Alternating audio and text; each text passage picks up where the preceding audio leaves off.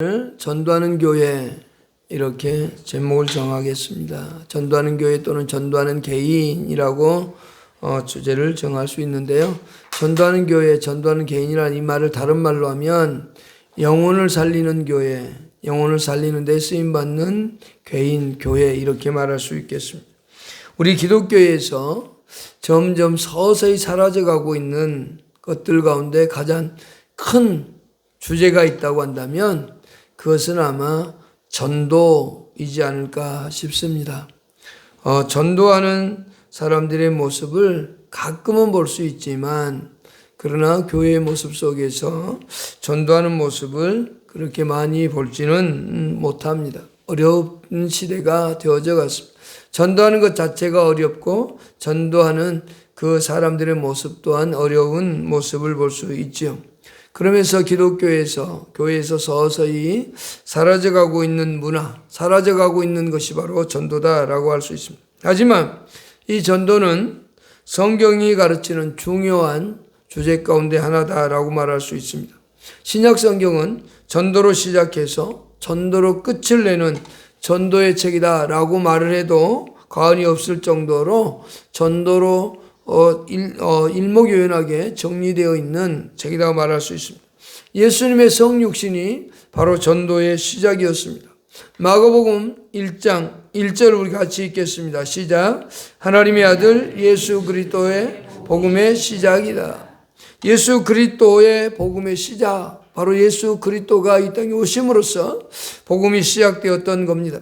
또한 예수님의 재림은 이 전도의 완성을 나타낸다고 성경은 말할 수 있습니다. 마태복음 24장 14절을 우리 다 같이 읽겠습니다. 마태복음 24장 14절입니다. 24장 14절 시작. 이 전국 복음이 모든 민족에게 증언되기 위하여 온 세상에 전파되리니 그제야 끝이 오리다. 그러므로 예수 그리스도의 초림과 재림 그 사이에 존재하는 교회의 사명, 그것은 곧 전도의 사명이다 라고 말할 수 있죠. 그것은 곧 개인에게도 마찬가지고 교회에게도 주어진 사명입니다.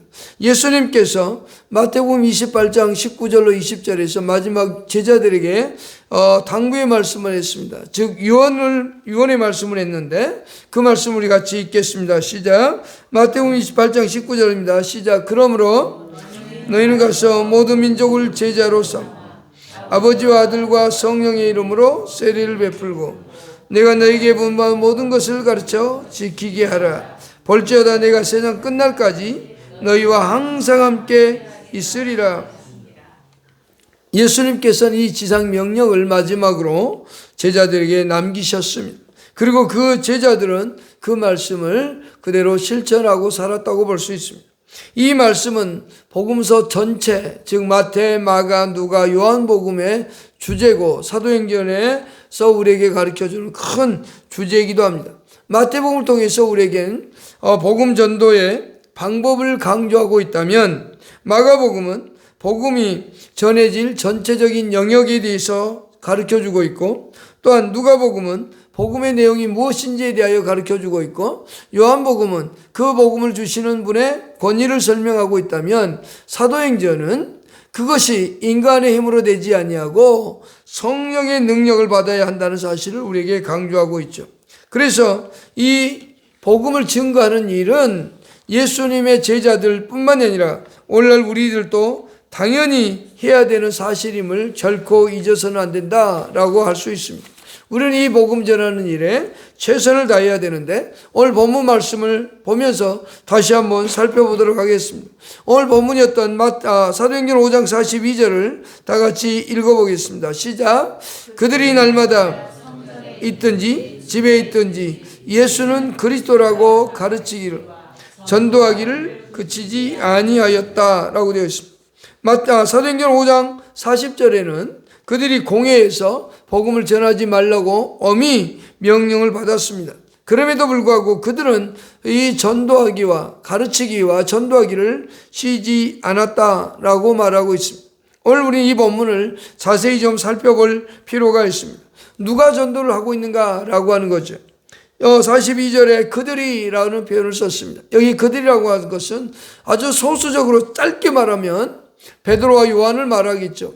그리고 좀 더 확대를 시키면 사도들이라고 할 수 있겠죠. 그리고 좀 더 나아간다면 예수 그리스도를 믿는 믿음의 사람들이면서 동시에 성령을 받은 사람들입니다. 사도행전 1장 8절을 한번 읽어볼까요? 시작. 오직 너희에게 임하시면 너희가 권능을 받고 예루살렘과 온 유대와 사마리아와 땅끝까지 이르러 내 증인이 되리라. 자, 성령이 임하면 해야 되는 역할이 뭡니까? 복음을 전하는 역할입니다. 바로 사도들이 성령이 임했더니 그들은 복음을 전가하기 시작했고 담대하게 전할 수 있었다는 겁니다. 오늘 우리가 예수를 믿는다라고 말한다면 그들은 곧 성령을 받은 사람들이라고 할 수 있습니다.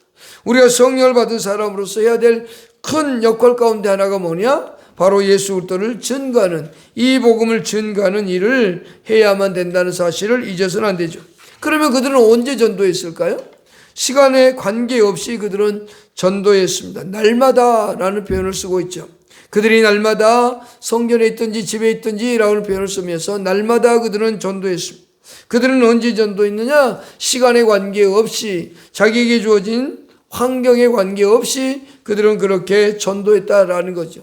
나에게 주어진 시간, 나는 시간이 없어서요, 나는 뭐가 없어서요, 이렇게 말하기 쉽습니다. 그러나 그들은 날마다 했다는 겁니다. 한 번 하고 끝나는 게 아닙니다. 요즘처럼 어떤 전도라는 것이 어느 날 한 번 하고 끝나는 게 아니라 그들은 삶 속에서 언제나 예수를 자랑하며 살았던 거죠.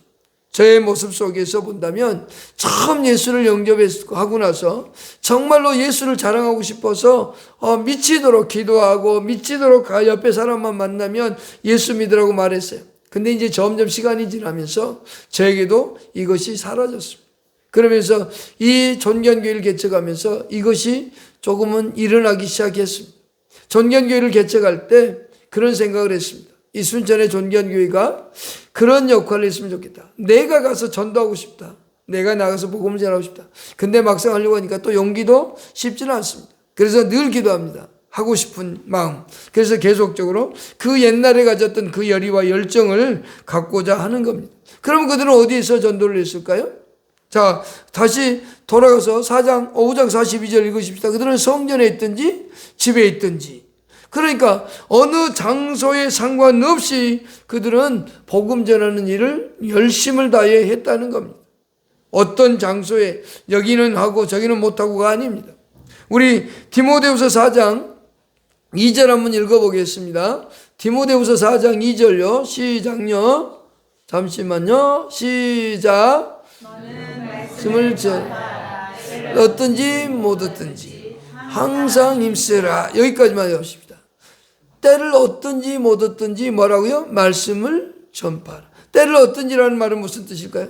좋은 상황, 좋은 환경을 얘기합니다. 그러니까 예수 그리스도를 전가하기 아주 좋은 상황일 때를 말하죠. 그럴 때는 누구든지 할 수 있습니다. 그러나 우리에게 주어진 좋은 상황이 아니어도 우리는 복음을 전해야 된다라는 거죠. 때를 못 얻든지라는 말은 복음을 전하기 어려운 상황, 그리스도 그때 당시 로마로부터 박해를 받던 그런 상황에서 생각해 본다면 그들은 복음을 전하기가 참 어려웠습니다. 그럼에도 불구하고 항상 힘쓰라고 얘기하죠. 거기 힘쓴다는 표현은 원어적 의미는 이렇습니다. 가까이에 있다라는 표현입니다. 우리가 복음을 전할 수 있는 하나님의 말씀이 우리 가운데 있어서 언제나 그 복음을 전할 수 있는 사람이 되라. 그래서 힘쓴다는 표현은 언제나 예수 그리스도를 전하는 삶의 자세를 말하죠. 그래서 우리가 어디서든 전도할 수 있는, 예수를 자랑할 수 있는 사람들이 되어야 된다라고 하는 거죠. 이제 중요한 거죠. 우리 사실 사도행전 5장 42절을 다시 한번 읽겠습니다. 시작요. 성전에 있든지 집에 있든지 예수를, 자, 스톱요. 그들이 주장하고 가르친 내용이 뭐라고요? 예수를 그리스도다라고 하는 거죠. 이게 가장 중요한 핵심입니다. 예수는 누구다? 그리스도다라고 하는 거죠. 때와 장소를 가리지 않고 날마다 가르치고 전파한 말씀의 내용은 무엇이었느냐면 바로 예수 그리스도다라고 하는 겁니다. 예수 그리스도의 고난과 죽음, 예수 그리스도의 부활과 승천, 그리고 재림에 관하여 그들은 날마다 전파했다는 겁니다. 사도들이 전했던 그 내용은 바로 뭐냐? 인간의 처세술이나 행복론이 아니었습니다. 우리 인간이 어떻게 하면 행복해지는지, 어떻게 하면 우리가 인간관계를 잘해야 되는지 그것들을 얘기한 게 아니었다는 겁니다. 그들은 늘 무엇을 했느냐? 예수 그리스도를 증거했습니다. 많은 사람들이 모이면 주로 하는 얘기가 뭘까요? 건강에 관한 것, 또 자식에 관한 것. 우리 자식이 은근슬쩍 자기 자식들의 자랑 쭉 하죠. 그러면서 건강에 관한 얘기, 오늘 어떤 건강, 뭔 건강 쭉 얘기합니다. 목사님들 모여도 주로 많이 얘기하는 것 주제가, 가장 많이 하는 주제가 있다면 아마 건강에 관한 주제일 겁니다. 모이면 야, 요즘 건강은 무엇을 하고 어떻게 하고, 나이 먹었으면 어떤 운동을 하고 어떻게 하고, 정말 잘합니다. 많이 얘기합니다. 그러나 정말 중요한 것은, 사도들이 전했던 것은 그게 아니었다는 겁니다. 오직 예수 그리스도를 증거하는 것을 좋아했다라는 거죠. 고린도서 1장 23절을 읽어보십시다. 시작요. 우리는 그리스도를 전하니 유대인에게는 거리끼는 것이요 이방에는 미련한 것이다. 자, 이 사도들이 전했던 것은 무엇이냐? 예수 그리스도였습니다. 못 박힌 예수 그리스도, 유대인들에게는 거리끼는 거죠. 왜? 자기들이 못을 박았잖아요. 이 죄인이라고 못을 박았잖아요. 큰 죄를 지었던 죄인 중에 죄인이라고 못을 박아 죽였던 그분이 우리의 구원자라고 전하니 유대인들이 좋아할 리 있겠습니까? 이방인들에게도 미련한 거죠. 이방인의 입장에서 보면, 야, 유대인들의 죄인이었던 저 사람을 믿어? 그 사람을 믿는다고 무슨 구원이 있어? 우리나라 사람들이 이렇게 말할 수 있어요. 2000년 전에 예수가 이스라엘에서 죽었는데 그게 우리하고 뭔 상관인데? 이렇게 말할 수 있잖아요. 예수가 도대체 무엇인데 우리가 그분을 믿는단 말이냐? 그가 무슨 상관이 있어 우리하고? 우리나라 사람도 아니고 다른 나라 사람인데 라고 생각할 수 있어요. 그러나 사도들은 이 못 박히신 예수 그리스도가 우리의 구원자다라고 전하기를 즐거워했다는 거죠. 또한 고린도후서 4장 5절에도 그렇습니다. 그들은 자기들의 자신들을 자랑하지 않았습니다. 오직 예수 그리스도만 증거하고 자랑했다는 겁니다. 고린도후서 4장 5절을 보십시다. 시작요. 우리는 오직 그리스도 예수의 주되신 것과 또 예수를 위하여 우리가 너희 종된 것을 전파합니다. 그러니까 사도들의 증언하고 증거하는 내용은 뭐냐? 오직 예수 그리스도였습니다. 우리에게 소망이 있고 우리에게 희망이 있고 우리에게 정말 기쁨이 있다면 그것은 예수 그리스도밖에 없습니다. 그런데 많은 사람들이 이 예수에 대해서 잘 모릅니다. 우리는 예수 그리스도를 믿는다고 말하면서도 10년, 20년 예수를 믿었어도 예수님이 누구십니까? 어떤 분입니까? 물어보면 자신 있게 말할 수 있습니까? 예수님은 이런 분입니다. 1분으로 말하든지 3분으로 말하든지 아니면 5분으로 10분, 1시간 동안 여러분 예수에 대해서 말할 수 있습니까? 과연 예수님이 어떤 분이라고 말할 수 있습니까? 우리는 이렇게 말하죠. 예수님이 어떤 분입니까? 물어보면 대개는 이렇게 말을 합니다. 나를 위해 십자가에 죽으신 분, 나의 죄를 위해 죽어주신 분, 나의 구원자이신 분, 이렇게 정도는 얘기합니다. 그런데요, 건강에 대해서 얘기하면요, 기가 막히게 말합니다. 막 쉬지 않고 얘기합니다. 식물에 대해서 이야기하면 또 식물에 대해서 쉼 없이 얘기하는 사람들 많습니다. 그런데 정작 예수님에 대해서 여러분 어떻게 말할 수 있습니까? 한마디로 말을 하면 어떻게 말하겠습니까? 예수님이 어떤 분입니까? 라고 물어보면 어떻게 대답하죠? 우리는 간단하게 대답할 수 있습니다. 길게도 할 수 있고 짧게도 할 수 있는데, 예수님이 어떤 분이냐? 참 하나님이시자 참 사람입니다. 하나님이시면서 동시에 사람이신 분. 근데 조금 더 멋있는 표현으로 한 위격 안에서, 한 위격 안에서 하나님이시자 사람이신 분. 조금 더 나아가서 영원히 구별된 한 위격 안에 참 하나님이시자 참 사람이신 분이라고 할 수 있어요. 우리는 웨스트민스터 신앙고백서는 이렇게 말합니다. 제8장 2절에서 이렇게 말씀하고 있는데 읽어드리겠습니다. 삼위 중에 제2이신 하나님의 아들은 참되시고 영원하신 하나님이시요 성부와 본체이시며 또한 동등하신 분으로서 때가 참에 인간의 본성을 입으셨다. 또한 인간의 본성에 속한 모든 본질적인 성질들과 일반적인 연약함들을 아울러 취하셨으나 죄는 없으시다. 그는 성경의 능력으로 동정녀 마리아의 몸에 잉태되시고 그녀의 피와 살을 받아 태어났다. 그러므로 두 개의 온전하고 완전하고 구별된 본성인 신성과 인성이 전환이나 혼합이나 혼동됨이 없이 한 인격 안에서 분리할 수 없게 서로 결합되었다.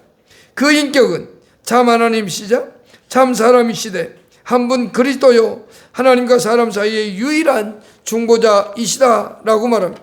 또한 웨스트민스터 대요리문답 제36문은 이렇게 대답해 주고 있습니다. 더 자세히 쉽게 가르쳐 주고 있는데, 은혜 언약의 유일한 중보자여 주 예수 그리스도가 대해서 얘기하는데요. 누가 은혜 언약의 중보자입니까? 은혜 언약의 유일한 중보자는 주 예수 그리스도입니다. 그는 성부와 한 본체이시요 동등하신 하나님의 영원한 아들로서 때가 참에 사람이 되셨습니다. 영원히 두 구별된 본성을 가진 한 위격의 하나님이시자 사람이십니다. 이렇게 말합니다. 예수 그리스도가 누구냐라고 할 때 그는 우리는 이렇게 말해야 됩니다. 그는 하나님이시면서 동시에 사람이십니다 라고 말입니다. 이런 분은 세상에 존재하지 않습니다. 그래서 유일한 구원자입니다. 그 하나님이셨던 그분이 이 땅에 우리에게 오셨다는 겁니다. 요한복음 1장 1절로 3절은 예수 그리스도는 분명하게 하나님이라고 선포합니다. 읽어보십시다. 시작요. 태초에 이 말씀이 하나님과 함께 계셨으니 이 말씀은 곧 하나님이시니라. 그가 태초에 하나님과 함께 계셨고 만물이 그로 말미암아 지은 바 되었으니 지은 것이 하나도 그가 없이는 된 것이 없느니라. 예수는 하나님이셨습니다. 그러면서 동시에 그분은 사람이 되셨다는 겁니다. 그것도 성령으로 잉태되어셔서 우리의 피와 살을 가지신 분이시요 또한 그는 우리를 위해서 십자가에서 죽어주신 분이요 우리를 위해서 고난을 당하시고 십자가에 죽으실 뿐만 아니라 그는 우리를 위하여 살아나신 분이다 라고 말입니다. 그분은 우리를 위해 부활하시고 승천하셔서 또 하나님 보좌 우편에서 우리를 위해 친히 간구하고 계시는 분이라고 말합니다. 예수 그리스도는 이 땅에 다시 오시는 분이라는 사실입니다. 우리는 이 예수에 대해서 신앙생활을 10년 20년 했다면 이 예수에 대해서만큼은 그 누구보다 확실하게 잘 알고 있어야 됩니다. 그리고 그것을 다른 사람들에게 말할 수 있어야 됩니다. 그런데 예수님이 누굽니까? 라고 물어보면 잘 대답하지 못하는 분들이 대단히 많습니다. 여러분, 분명히 예수 그리스도는 참 하나님이시자 참 사람이십니다. 그분께서 우리를 위해 이 땅에 오셔서 우리를 위해 죽었다는 사실, 나를 위해 죽었다는 사실, 나를 위해 십자가에 피 흘려 죽으시고 죽으셔서 나의 죄를 짊어지고 죽으셨다는 것, 그리고 나를 위해 부활하셨다는 것, 그리고 나를 위해 승천하셔서 지금도 기도하고 계신다는 것, 나를 위해서 이 땅에 다시 오신다는 사실을 우리는 믿는 겁니다. 그리고 그것을 전하는 겁니다. 이것이 하나님께서 우리에게 주신 복음이요, 그 일을 행하셨다는 것을 우리는 받아들이는 겁니다. 내가 무엇인가를 해서 무엇인가 어떤 행동들을 해서 하나님을 기쁘시게 하는 게 아니라 그 사실을 믿음으로 받아들이는 겁니다. 그리고 하나님은 이것을 통해 우리를 통해서 이것을 전파하도록 합니다. 그리고 이것을 통해서 사람들을 구원하시는 것이 하나님의 뜻이라고 말합니다. 성경은 그것을 전도에 미련한 것이라고 말하죠. 전도에 미련한 것을 통하여 이 놀라운 사실을 다른 사람들에게 전하게 하는 겁니다. 그래서 그 일을 행할 때 하나님은 그것을 통해서 사람들을 구원하시겠다라고 말씀합니다. 고린도전서 1장 21절을 읽어보십시다. 자, 읽어보십시다. 시작. 하나님의 지혜에 있어서는 이 세상에 하나님을 알지 못함으로 하나님께서 자들을 구원하시기를 기뻐하셨다. 전도에 미련한 것으로 구원하기를 원하셨던 하나님. 그것은 다른 사람들이 우리가 이 놀라운 사실을 알려주는 겁니다. 사도들은 어떻게 했느냐? 가르쳤어요. 좀 시간이 있고 여유가 있으면 내가 알고 있는 것을 앉혀놓고 자세히 가르쳐줬어요. 또 시간이 없으면 야, 예수 믿어야 돼. 이 예수가 여러분들의 구원자입니다. 여러분들이 십자가에 못 박혔던 이 예수가 여러분의 메시아입니다라고 전했던 겁니다.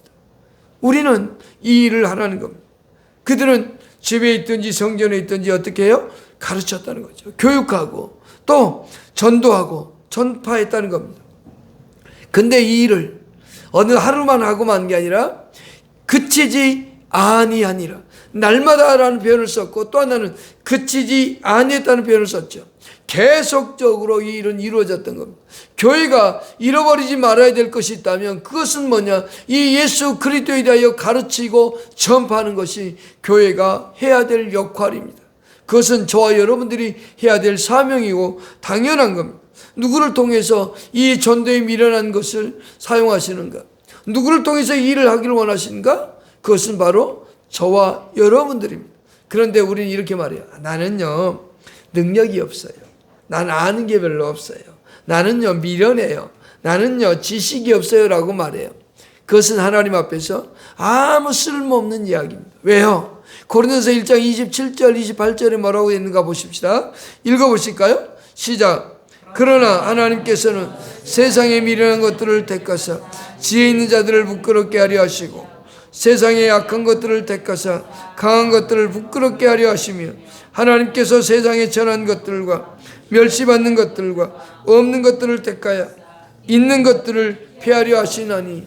여러분, 우리는 사람을 존중히 여겨야 될 이유가 여기에도 하나 있습니다. 뭔고?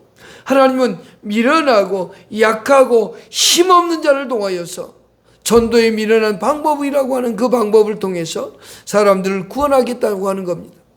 약하고 힘없는 자가 하나님께 쓰임받은. 나는요 미련해서 못해요. 이것은요 나는요 지식이 있고요, 나는 지혜가 있고요, 나는 체면이 있고요, 나는 어때서요 다른 사람들이 예수를 전하지 못해요 라고 말하는 것 같아요. 그것은 교만인 겁니다. 우리는요 하나님 앞에서 철저히 하나님을 의지하는 사람, 그게 바로 우리가 돼야 됩니다. 그런 사람을 통해서 하나님은 일하십니다. 약한 자, 미련한 자, 힘없는 자라는 표현은 철저히 하나님을 의지하는 사람을 얘기하는 겁니다.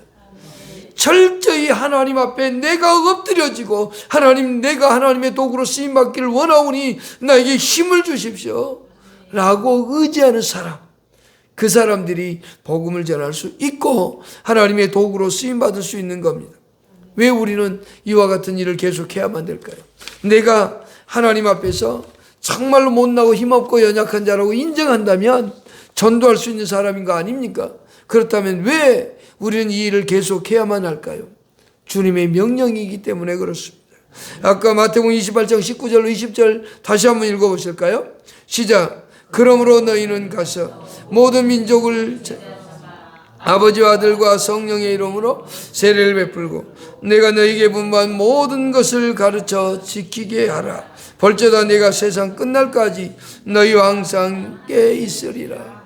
전도에 있어서 가장 첫 번째 되는, 기본이 되는 게 뭔지 아십니까? 가는 겁니다. 누군가를 찾아가는 겁니다. 누군가를 만나는 겁니다.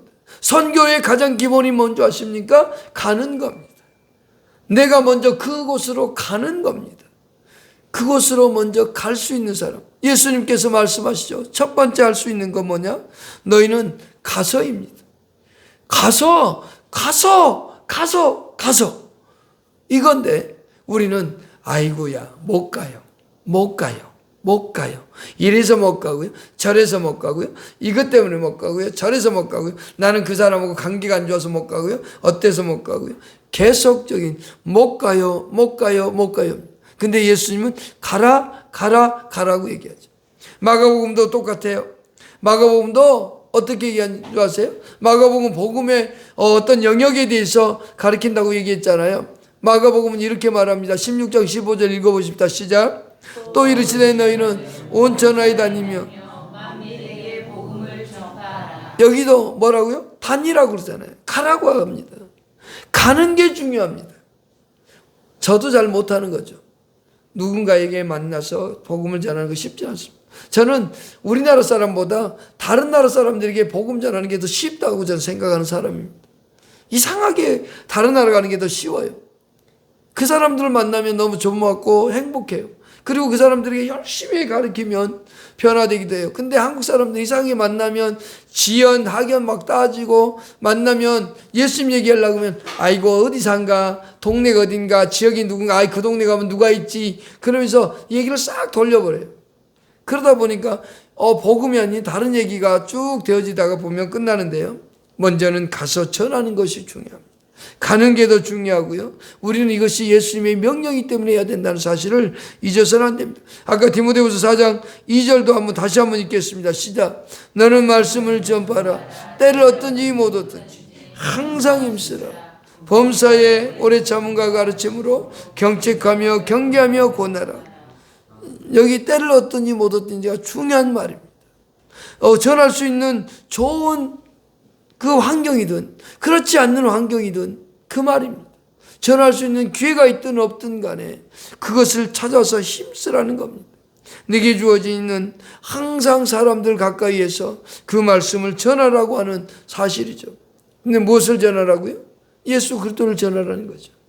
우리는 이 사실을 잊어서는 안 됩니다. 특별히 목회자인 저에게 너무도 중요한 겁니다.